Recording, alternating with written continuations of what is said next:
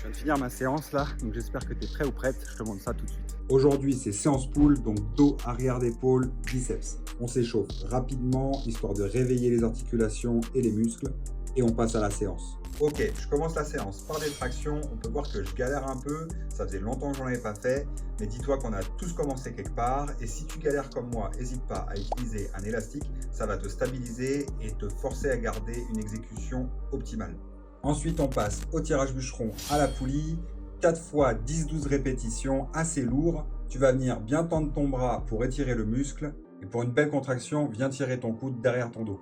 On passe au tirage vertical, prise serrée. Là, on va venir détendre complètement ses bras en haut du mouvement et rapprocher la poignée au plus près de la poitrine. Et quand tu rapproches la poignée, serre tes omoplates dans le dos.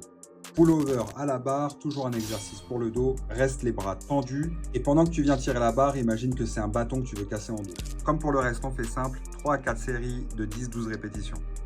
Pourquoi je choisis de mettre du deadlift dans ma séance dos? Premièrement, pour ceux qui le savent, je me suis fait opérer des croisés, du coup j'ai besoin de renforcer mes ischios. Et deuxièmement, si tu as déjà fait du deadlift, tu sais pourquoi. Et si tu n'as jamais testé, tu verras, ça travaille les trapèzes ainsi que le bas du dos qu'on appelle le carré des lombes, en gros toute la chaîne postérieure. Rapidement, pour l'arrière d'épaule ainsi que pour les trapèzes, je vais enchaîner 2 exercices en biceps, du tirage à la poulie et des shrugs aux haltères. Le but du biceps, ça va être de ne pas prendre de pause entre 2 exercices, histoire d'avoir une bonne contraction, une bonne congestion.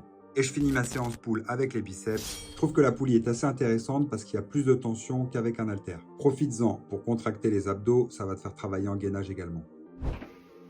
Alors je t'invite à enregistrer la séance pour la prochaine fois que tu vas à la salle et n'hésite pas à me dire dans les commentaires si tu aurais fait les choses différemment.